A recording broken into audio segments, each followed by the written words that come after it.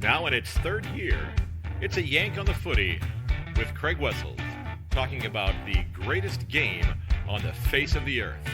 Sit back and enjoy, everybody.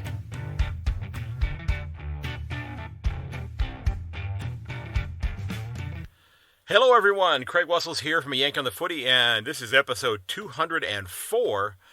I will be sitting down with Bevan Jones from the Legends with Bevo show, and Bevan's doing a ton of other things as well. Absolutely love talking to this gentleman.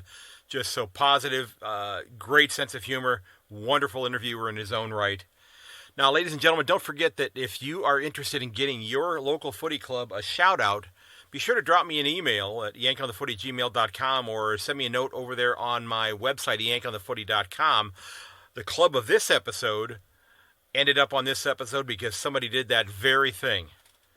Now, ladies and gents, also, if you've not had a chance to check out the second half of episode 186, I do ask that you maybe check that out. We're doing a little project for my mom with regards to her 80th birthday, which is coming up in about 6 weeks, give or take a few days, and she doesn't want any gifts. She's hoping to get birthday cards from as many different people, from as many different places, with a little note or a picture of something that makes that person happy. And if you're interested in helping out with that, my mailing address is in the show notes for this episode, so you can hop on there. Greatly appreciate it. Like I said, we're hoping to be able to provide her with as many cards as we possibly can. And quite frankly, my sister is doing a much better job of rounding up cards for her than I have been able to do so far. So if you've been thinking about it, I hope you'll take a moment or two and maybe drop one in the mail. That would be absolutely fantastic.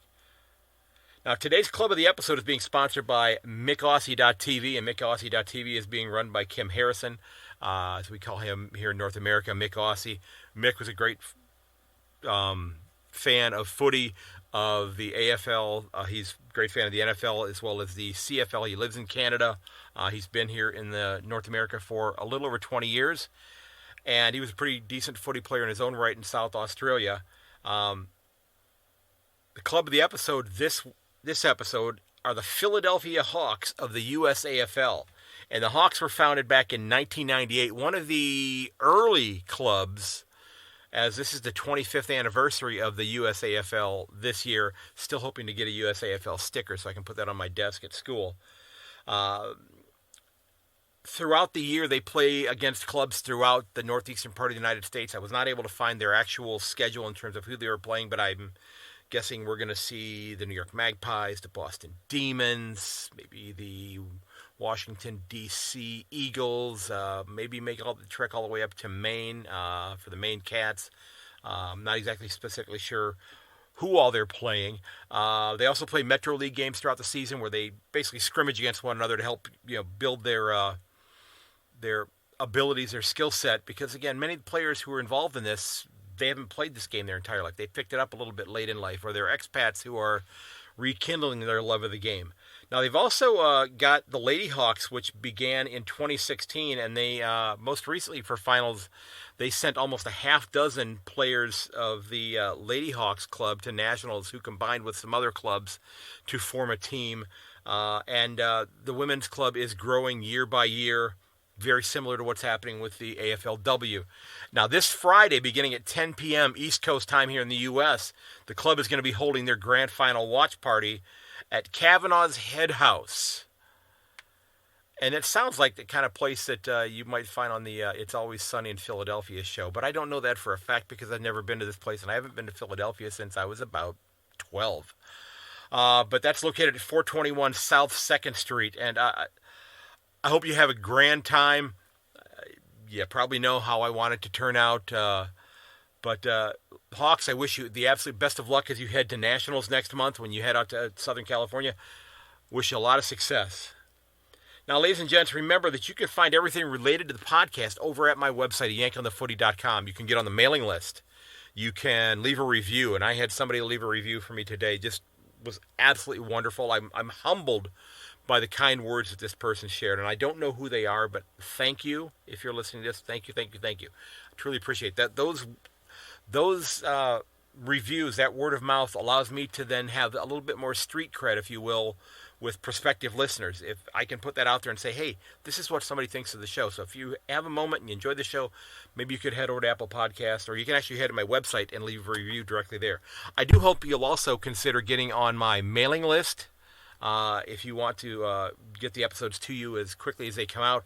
And also, if you want to help out the show monetarily, you can do that either by buying some of my swag over on my Redbubble page or clicking on the Buy Me a Coffee button in the bottom left-hand corner of the website. So let's jump into my chat with Legends of Bevo host Bevan Jones here, and enjoy. We had a lot of laughs. All right, ladies and gentlemen, I am thrilled to welcome back a friend of the podcast. He was a guest back in episode 92, which seems like ages ago, but wasn't that. His life has changed tremendously since then. He's the host of Legends with Bevo, along with many other jobs in the media that I want to dig into as well today. He's a mad Port Adelaide supporter, if I remember correctly. You're correct, and I'm proud to welcome Bevan Jones back. Man, Bevan, great to talk to you this evening. Thanks for coming on. Craig, absolutely my pleasure, mate. It's always great to chat with you as well. And I know you've probably heard this a million times in recent years, but congratulations on your own weight loss. You're looking absolutely fantastic. I appreciate that. That's it's actually been easier than I thought it was going to be, because I've not missed too many things that I typically would have been eating in the past. So I'm feeling pretty good about that. But I've got a long ways to go yet. I'm not ready to get complacent at all yet. So. No, so yeah. My first question for you, before we even talk footy or anything like that. Yeah, sure. How's being a dad?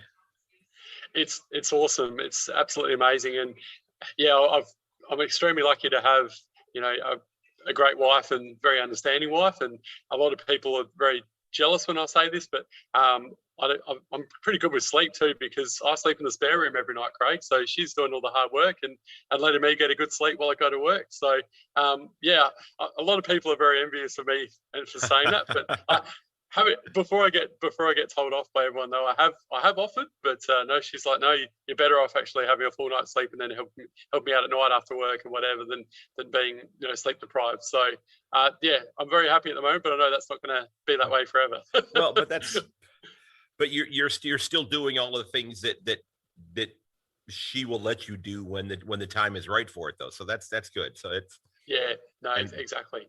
And it's great. It's great becoming the having made the transition to where she's the focus. Your little one is the focus of everything now, which is I have two kids in their 20s now, so it's that's long in the history, and the prospect of grandkids not great. So I'll just have to keep remembering what it was like there. So yeah, no, exactly. No, she's really starting to smile now, and so coming up to 4 months old, and as I'm sure you remember, even though your kids are obviously older, you still remember those days, I'm sure. So yeah, absolutely.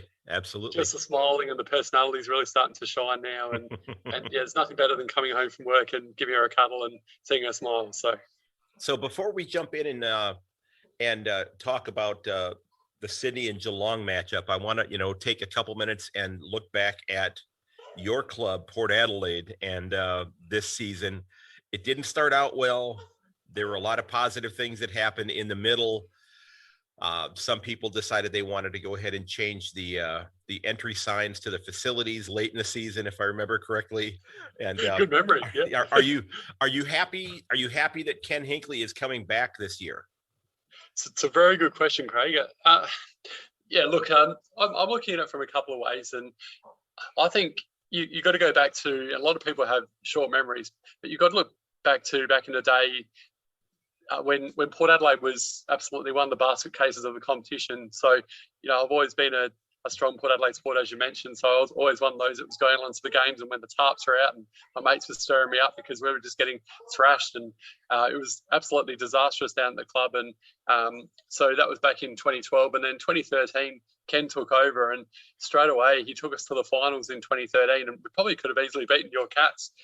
We played really well and went down by a couple of goals, and people sort of forget that. And there's obviously been a lot of expectation and disappointment with the last couple of years in terms of the prelims and losing that close one to Richmond, and then the very disappointing prelim loss to the Dogs last year. But as we all know, the AFL is such a tough competition. It's so even, and you've got to look at the Freo Dockers. They've been in the competition longer than the Power. They're still yet to win a flag. They've played in one grand final, one losing one. So they are so hard to win. And I think a lot of people have this expectation that Port Adelaide's just going to go out and win flags like they used to do in the SANFL.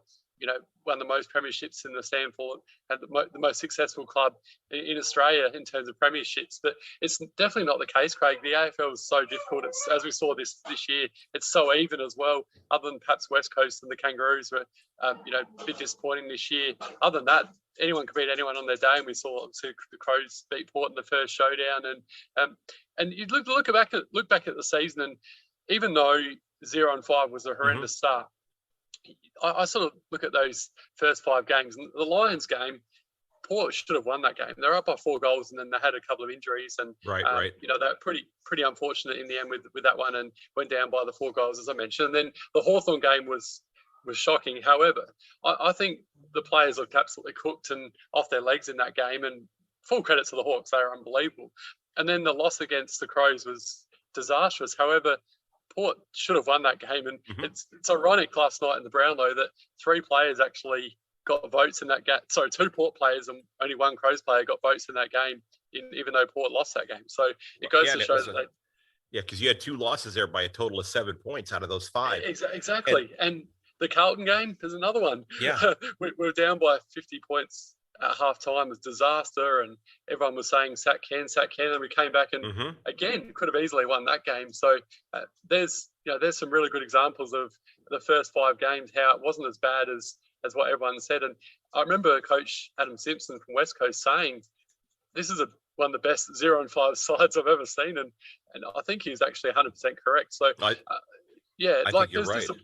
Disappointment, and but there's a lot of, like I mentioned to you before, there's a lot of Port Adelaide supporters that just live in the past, and also they keep saying, oh, we're going to get Clarkson, but that wasn't, just because he'd bought a house in Adelaide doesn't mean we're going to get him, and who's to say that he was going to turn things around anyway? And when Clarkson went to the Kangaroos, everyone's like, well, sack Ken, but it's like, well, you bring another coach in, and who's to say that we're not going to be in the same situation this time next year? Yeah, and then what happens? You know what I mean? So I didn't realize that Clarko had bought a house in Adelaide. I didn't know that. Yeah, that's right. Wow. Yeah. I mean, so I've been looking at what before things got turned around at the Gold Coast. I've been perusing the real estate listings in Gold Coast because I thought he might be getting the league might be setting him up there, saying, "Hey, let's get this thing turned around." But Stuart Dew did a nice job. There. But your mom ended up finishing up 10-7 to close out the year. I mean, that was a very respectable season at the end there. And that's the thing, and that's why I guess I haven't really answered your question properly. I mean, I can see why he has had a long time there, and it was disappointing last year in the prelim. But as I mentioned, this year are pretty unlucky. You look at Collingwood, for example; they won so many games by less than a kick. If Port had won some of those games by, the Collingwood had won that similar kind of margin, then they could have easily been playing finals this year, and who knows, could have been a different story. So It's one of those seasons, and I can see why people want him to get sacked, but at the same time, I think it's great that he's getting another year. See what happens next year. They've got a good list. They might get a couple of good recruits and have an easier draw.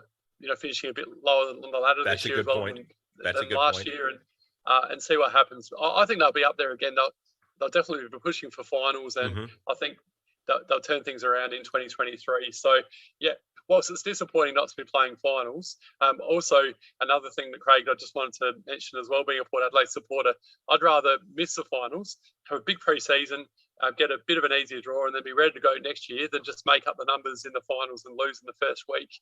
And that doesn't achieve anything. So that's my take on it, mate. I hope that's fair. That is certainly fair. So when you were on a while back, you were doing your show Legends with Bevo, and that has branched out a little bit into other things, and you were hoping to get involved in other avenues of media. And, perusing your LinkedIn page, you have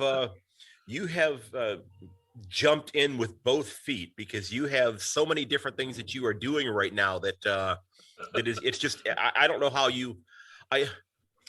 I'm not so sure if your wife has you in the spare bedroom to allow you to get a good night's sleep, or that you're coming in all hours of the evening and she's like, would you quit waking me up? But because you're working for one of the local papers now. You're doing the NBL One Hoopsters show. You've got the SA Scene Tennis podcast. You're working for the West Adelaide as the ground announcer as well. You have a few things going on now in the media, and there are a couple of others I did not list there. So give us a quick synopsis of how all of this stuff has come about then, because this is what, if I remember correctly, this is the stuff you wanted to be doing, and lo and behold, you're now doing it. Yeah, thanks, Craig. Yeah, it's definitely a lot of fun, and you're right. I've got a very understanding wife. So, and I must admit though that things have quietened down a little bit now that it's the end of the footy season, and there's no basketball on, which is kind of nice to have my weekends back and spend time with her and Evie. And so at the moment, I've just got the tennis podcast, the Courier, as you mentioned. The West Adelaide stuff is not happening now because it's the end of the season. Right. So things are quieting down a little bit. Obviously, still doing Legends with Bevo. And my job at the Courier as well. So yeah, still bits and pieces, but not quite as busy as what it was during the football and basketball season. That's for sure.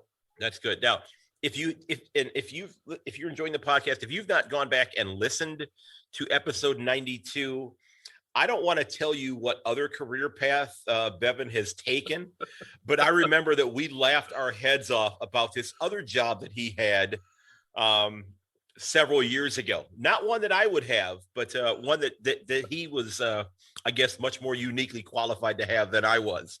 But I do recommend going back and listening to episode 92 if you haven't done so, because it's absolutely amazing, the stuff that he's doing, and I'm thrilled that you're involved in all of these things now. And has it been a situation where one door opened, which then led to another door opening for you? Is that kind of what went on there?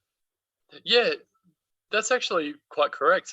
With the Courier, I managed to get that through just a connection of mine. That was almost this time last year. I started this job, and been there for just over a year now. And I got a message from a guy I had never actually met before, but we'd sort of built that connection through Adelaide media, and the media world's like, everyone knows everyone. And he sort of sent me a message and said there was a job going at the Courier, and I thought, well, I might as well just put my hat in the ring. I wasn't expecting to get it because media jobs are really tough, and especially, I was obviously during the COVID period last year, still heavily, there was cases left, right, and centre, and what have you, and there was that uncertainty what was going to happen with COVID. So I put my hat in the ring, and there was two positions. There was a 4-day-a-week one and a 5-day-a-week, and another guy got the 5-day-a-week one, and I got the 4-day-a-week, which has actually worked out pretty well because it gives me that flexibility to do my other bits and pieces, like your Legends of Bevo interviews on Wednesdays, and especially now, it's nice to have a day off during the week so I can help out the wife and what have you as well, and spend time with Evie, my daughter. So it's actually worked out pretty well. And you have to change the sheets on 2 beds now instead of 1. So I mean, it takes a little bit extra time to do that. So that's right, exactly. Yeah, and it's the tennis podcast it's actually another interesting story, Craig. And I suppose it's another good example of why persistence and jumping into different things and making the most of your chances. Earlier on this year, there was a tournament called the Adelaide International for 2 weeks, which is in the lead up to the Australian Open. Some very good players played in it, and Adelaide boy Tanasi Kokonakis won it in the second week. He played there was 2 weeks, it's 2 different tournaments, but in the same location over 2 weeks. So different players both weeks, if that makes sense. And Ash Barty won the first week, and the second one was Madison Keys. And in the men's, the first week was, I think it was actually the one who beat Kyrgios recently, Karen Kachanov. So there's actually some very decent players playing in it. It might have been it was Gael Monfils played against Kachanov in the final, and Monfils won it. So so actually some very handy players playing in this tournament. Anyway, I was lucky enough to go down there and be involved doing match day reports and also doing social media posts and that sort of thing. And just from doing this, spend those 2 weeks there, the SAC podcast opportunity came up just by knowing the guy who was in charge of that. And yes, it just goes to show, outstanding, by putting yourself out there, you just never know what's going to happen. And I think tennis is a good one because there's so much footy and cricket and basketball saturation in the media these days. But tennis is one of those sports where it needs more publicity because there's so many great people in the tennis community. So I'm really rapt to be involved in that. And so I do 3 interviews each month, and then also do an article about one of those guests, if that makes sense. Yeah, and then absolutely. That goes on the First Serve website. So it's the SAC is the podcast, and it's part of the First Serve. So yeah, and there's actually, believe it or not, Craig, there's a podcast called Play USA, which is part of the same, for the First Serve business. Network. It's a bit hard to explain, but if you look up the First Serve, you'll see the SA scene, and you'll also see Play USA. And there's a guy called Lockie who's originally from Melbourne, who's moved to America now, married an American, and he lives in Mississippi. So there you go. There's a bit of interesting information for you, that there's that American flavor in there as well. So terrific. So yeah, are you ready to talk a little bit about what's going on this Saturday? This is going to be up and about. This is going to. I'm,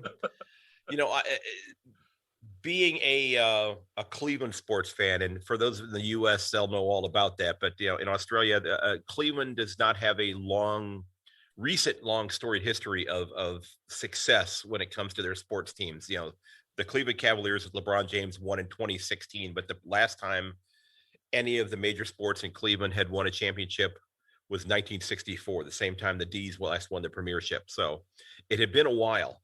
I was alive then. I was a year old. I don't remember it, but rumor has it was a wonderful time. But so the Cats are back in. This was it was the best final series of games since I've been following the game. And some of the other people I've talked to that have been following the game a lot longer than I have said there were a couple of clunker games. The Cats Brisbane game when Fremantle came to Melbourne a couple weeks ago, that was a bit of a clunker, but every other game was a nail biter. It was a terrific series of games. So it was,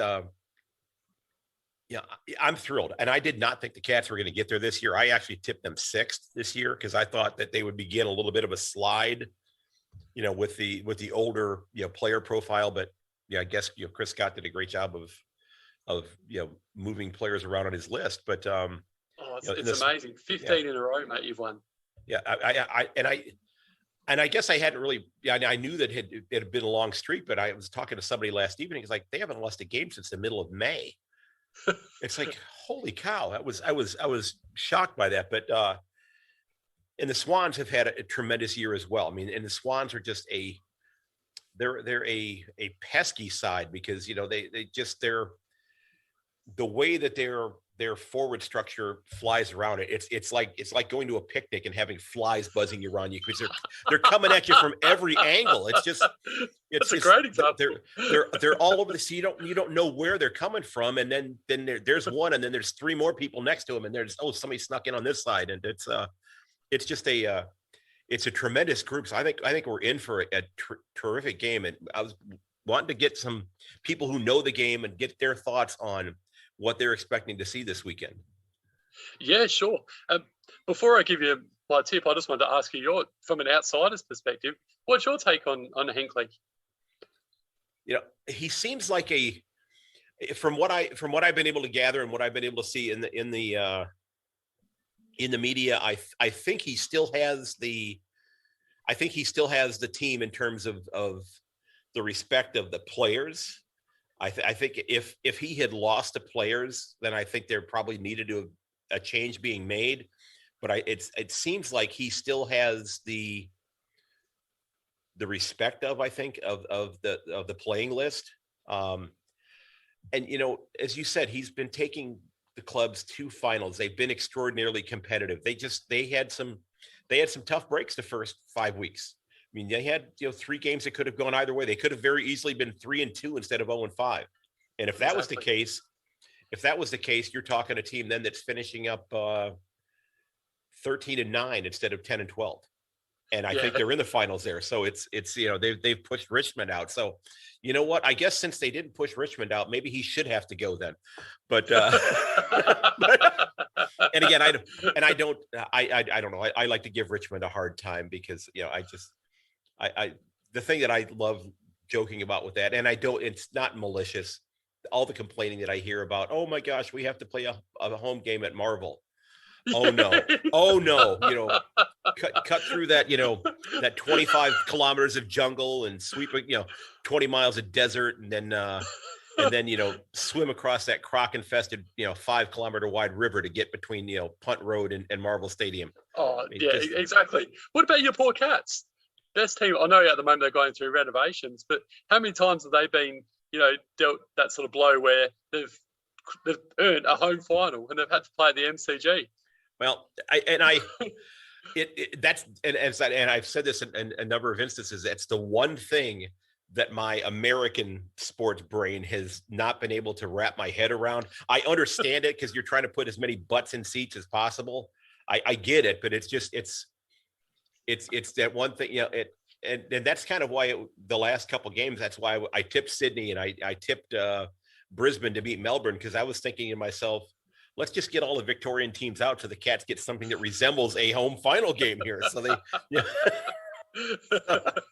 so it kind of worked out. But, I know I've had people on the podcast that work in the Cats organization and they got one more home game during the home and away season this year. So they had 9 down in Geelong, and they're hoping that once the renovation is done, that they're going to have all 11 there of the home games there, because they're going to say we're adding several thousand new seats, which is going to get the capacity up, or I think they said around 45,000. So they're saying that hopefully they'll be able to justify not having to travel up the road for home games, and maybe let the folks at Richmond and Essendon and Collingwood know that the M1 actually does go south as well.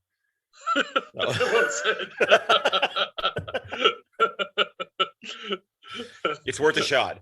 It's worth a shot. Exactly. So, what are you thinking about the game this weekend? What are your thoughts? Gee whiz, well, how impressive were Geelong on Friday night? 71-point win over the Lions, and the Swans, well, they just got over the line, didn't they, in the end against the Pies in just sums up this final series, doesn't it? I know you mentioned it before. It's just been one of the greatest final series of all time. And I just felt when the Swans are up by 5 or 6 goals, I just had a funny feeling that the game wasn't over. And the Pies, they've done it all year, and it's a credit to Craig McRae and his team. They just have that never give up attitude. And reminds me a bit of Port, actually, back in the day when, 2014, they were going, they were pretty much all down for the count against the Hawks, and then came back and nearly stole that game in the 2014 prelim final. And Collingwood's been a bit similar this year. They've just, credit to them, they've just so many close games where they've won, and that's just not by fluke. It's just they just keep on fighting, and right. So credit to Sydney for getting over the line. But wow, John Longmire would have been pretty nervous those last couple of minutes. So it's interesting though, because so many times you see in grand finals, the team that wins the prelim comfortably don't always go on and win the grand final, and the team that has a close one actually wins it. Perfect example back in 2007, Port absolutely thumped the Kangaroos. So into the game, and I thought, wow, Port's going to beat the Cats next week easily, and then win the flag in 2007. And boy, weren't they completely wrong? And then the Cats had just got the line against the Pies, and obviously this is 10 years before he started barracking for them. Craig, so wouldn't have probably known about this, but that was just such a remarkable situation where going into that grand final, Port were just almost complacent, I think, and thought we just had it in the bag. And then certainly the Cats were just incredible in 2007, and they would have beaten anyone on that day, how good they were. And so it'd be interesting to see on Saturday whether something similar happens. Obviously, it's not going to be a similar margin, but whether or not Sydney's up and about and more ready than the Cats, because they've had that extra week off. So of Sydney, I suppose, but the Cats have had more of an easier game, you'd say, and could rest players on Friday night. Right. So whether that's going to come back to bite them or not, versus Sydney, who are just ready for the challenge and have got a nothing to lose attitude now on Saturday. So yeah, it's going to be an absolutely ripping contest. The two best teams all year, in my opinion, are playing on Saturday, and yeah, like we spoke about, both teams on absolutely huge winning streaks. And ironically, the Swans' last team they beat was Port Adelaide. So, sorry, the last team they lost to was Port Adelaide, I should say. Well, there you go. Yeah, at the Adelaide Oval. So the Swans have been in awesome form as well. So, it's going to be extremely hard to pick this one. I mean, I personally, I'm a bit sick of the Cats. Sorry, Craig, but that's fair enough. I mean, yeah, that's I guess it's that persistence, if you will, and maybe the residuals of 2007 that are still lingering there. Exactly. It's rather long to hold a grudge, but we'll let it slide this time. No, if they do win it, they deserve it. They've been a brilliant team all year. But I'll be hoping that Sydney win. But I do actually think, in all honesty, that the way the Cats played on Friday night, if they can bring that same pressure and same intensity on Saturday against the Swans, and Hawkins and Cameron can have another big day, and Dangerfield can have 28 possessions and 2 goals. He was unbelievable on last Friday night. So yeah, I think the Cats will win by a couple of goals. It's going to be a close final though. So yeah, I think it's going to be a very exciting one. Yeah, it's going to be. I'm excited for it. My wife and her closest friend, the two of them, the last couple of years, they've been doing kind of those Thelma and Louise road trips. They're heading towards the Grand Canyon. So they're driving cross country. They're leaving actually tomorrow. So my house it'll just be me and my dogs watching. So, and my dogs will be sleeping, in the other room. So it'll be quiet at my house, but hopefully not too quiet. Your daughters won't pop over and watch it with you? No, my kids go. My kids are, the closest one is a 9.5 hour drive away. Ah, right. Yeah, because she goes to school in North Carolina and he lives in Virginia, so they're both. Yeah. I am definitely an empty nester. Yes, it's. I'm trying to convince somebody to come over and watch, but I'm not. That's not something. It's going to be it'll be televised here, but hopefully they won't. They won't do what happened to the Swans and Magpies game here. The Fox Sports channel that carried the game here, that game ran a little bit long. So they actually shut off the game with about a minute and a half left and moved on to another program. No way. Yeah. You would have been devastated. Well, I mean, I was watching it on the Watch AFL app. So, I mean, I saw it, but those people that myself and other the handful of other American podcasters are trying to convince that this is a game worth checking out, and if they actually were checking it out, they're going, what the hell, why did it end right then? The game's not over yet. So it's and I don't know if this is the case, but I didn't know that if maybe because that was on it it was ending at around 5 o'clock in the morning. I wondered whether or not there was actually anybody at the Fox Sports studios to actually make the human decision to switch over, or was it just all mechanized and it just switched to an old UFC fight, or people playing Texas Hold'em poker or whatever they were doing, because they tend to show a lot of those kinds of things overnight. So wow, you'd be absolutely devastated, wouldn't you? Imagine being a Pies or Swan supporter living in America, and then that happens. Oh, it would not have gone over well. And No. well, it actually, one of the gentlemen I talked to last night, that happened in a football game here in the U.S. back in like 1968, where one of the major TV networks, it got down to the last minute of the game, and the New York Jets were beating the Oakland Raiders, and they started showing a movie called Heidi, which is about this little girl in the hills in Switzerland or Germany or whatever. And the team that was losing came back and scored 2 touchdowns in the last minute of the game to win, but the network had gone to the movie. So it's this game, and that's 54 years ago. It's still known as the Heidi game to this day because they did that. Yeah. Oh, you'd be absolutely spewing. Yeah. Oh, it was. I mean, I was only 5 then, so I didn't see it happen live. But and I've watched the replays of what transpired on YouTube and such, and it's just like, wow. Nobody making common sense decisions, which is, you could make that argument that happens in way too many instances all over the world in all sorts of different instances now. So, yeah, exactly. So who's your Smokey for the Norm Smith? If the Swans win, who do you think's going to get it? And if the Cats win, who do you think's going to get it? if the Cats win, I reckon Dangerfield. And if the Swans win, Smokey. I reckon a bit of a young gun, Chad Warner. Okay, Yeah. that'll be good. I reckon good. He's a gun, absolute gun. So yeah, Chad Warner or Isaac Heaney would be the other one I'd consider as well. So, it's going to be such an awesome contest. Yeah, and I think it is. Obviously, Sydney have got so many classy players. Buddy, Luke Parker's been so good for so long for the Swans in the midfield, and as I mentioned before, some real young guns in Ollie Florin and Chad Warner, and obviously the McCartan brothers down back as well. What a great story, Paddy McCartan. It's amazing, isn't it, to think a guy who's been concussed that many times could now be potentially a premiership player. And both of them former Geelong Falcons. Yeah, exactly. Yeah. Well said. Yeah. Yeah. So it's I'm of course hoping that the Cats win, but it's very likely that the Cats could end up being the backdrop, not once but twice this year, for something wonderful happening for Buddy Franklin. That's right. It's a possibility that could end up happening. So hopefully I hope they're not preparing for it, but it very likely could happen, because I'm cautiously optimistic, but if the Swans win, I won't be surprised at all, because that's an extraordinarily good club, and it's coached so well too. Yeah, and that's fourth grand final for John Longmire in 12 years. Amazing, isn't it? That's impressive. It's he's done that bounce like you were talking about earlier, because there have been some instances where he's had to go back, where the club has gone back and maybe settled down, got an easier draw the next year, and was able to bounce back.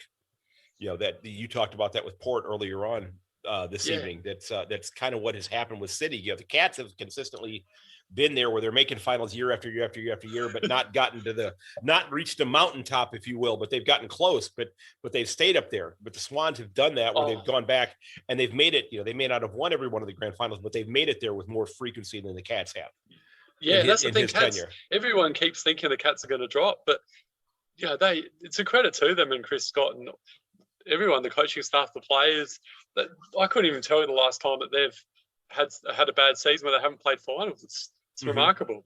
Yeah, it's been good. It's been good, and I just I'm ecstatic being a Cat supporter. I know that there's the calendar is an inevitable thing in the game, because in reality, the older players are still young men, but in footy reality, Selwood, Duncan, Hawkins, Dangerfield are coming up on the tail ends of their careers. I mean, there's going to be huge transition, happening in Geelong, but evidently, since the fishing is so good there, they're going to go ahead and be able to replenish those stocks here, I think. And who would be your Norm Smith suggestions, Craig? I haven't thought about it yet, because I'm still doing a preview episode on Thursday myself. I really haven't thought about it from my standpoint. If I had to say right now, I wouldn't be shocked to see it be Brad Close. Oh, that's a good call. Because I'm convinced. I think that I think he's going to be a future captain of the team. I really do. And he just the way he carries himself on the ground, the way he's no nonsense, that sort of thing. I think he could be that. There may be a bridge between Joel Selwood and him. You might have Tom Stewart for a handful of years once Selwood steps down, but I think Brad Close, if he's with the Cats long term, I have a feeling he has a good long run as the club's captain. Yeah, it's cool. An ex-South Australian. So there you go. Yeah. So hopefully he doesn't want to get back into the black and teal. Parallel crows. Yes. Yeah, exactly. Yeah. So where can people find your work, sir? Yeah, so Legends with Bevo, you can listen to it or watch it on YouTube. You can get it on Instagram, Facebook, and listen to it on Spotify, Apple Podcasts, wherever you get your podcasts, really. So you just look up Legends with Bevo and it comes up there. And the SA Scene tennis podcasts that we were talking about before, if you just look up the first serve, then you can find the SA Scene podcast as well as the Play USA one and several others as well. All right, I just looked up the first serve. I'm going to go ahead and I'm looking at the Play USA there. I see the SA Scene. I'm going to go ahead and link that in my show notes, so that will be there as well. So if you are a tennis buff, you will find that there as well. You're a great man, Craig. Thanks, mate. Well, don't start rumors. Well, hey, Bevo, this has been a lot of fun, man. I appreciate you setting aside some time. I know that I know you were doing fun things with your little one there, and it's just, yeah, I don't know if I would want to start over and do the whole parenting thing again with an infant myself at my age, but I hope you enjoy it. Embrace every moment that you can, because it goes so quickly. I mean, thanks, mate. Appreciate it. It's take lots of photos, get them off the phone and get them on the walls and that sort of thing, so you have them there, but absolutely thrilled for you and your family. And I wish you all the success that you're having. And it's great to see everything that you've got going on. Right back at you, Craig. That's really kind. Thank you, mate. And love your work too with your podcast. And thanks for letting me be a part of it. I'm always privileged to come on, and it's always good fun.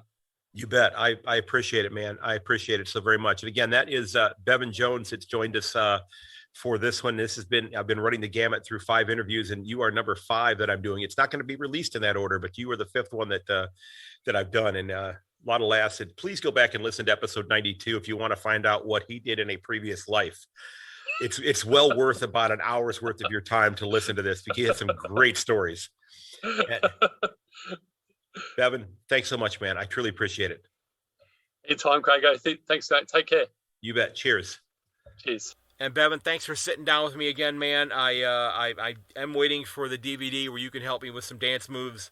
I do love chatting with you, sir. And again, folks, if you head over to my website at yankonthefooty.com, you'll find everything about the podcast. My blog posts are over there. I'm getting those with a little bit more frequency. Like I said, you can get on the mailing list. You can leave a review. You can sign up as a guest. And again, once the season winds down, which is going to be after this week, I'll be moving into the AFLW with a little bit more frequency. But I also plan on conducting interviews throughout the off season as well, because I don't know cricket enough yet to where I'm watching that on a regular basis. I'd love to get involved in it, but that hasn't happened quite at this point in time. But folks, ladies and gents, check up with one another. Make sure everybody's okay. Talk to your friends. Ensure that they're doing well. If you need to, like I said, reach out to them. Make sure that they're all right. Okay. I've got all those numbers in the show notes as well. If you need to talk to somebody, reach out to somebody. Please talk to them. And again, thanks so much for your kind words. I do hope you'll share the episode with your friends and family. And until next time, ladies and gentlemen, may your dribble kick never, ever, ever, ever hit that post. I will catch you later.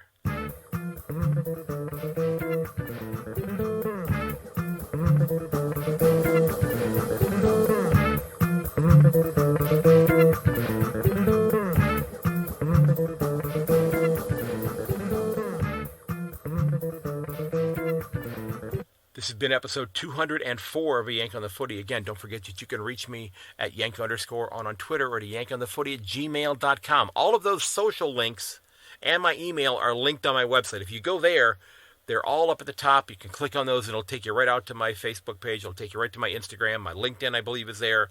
Twitter most definitely is there as well. So, folks, I appreciate all the kind words. And until next time, goodbye.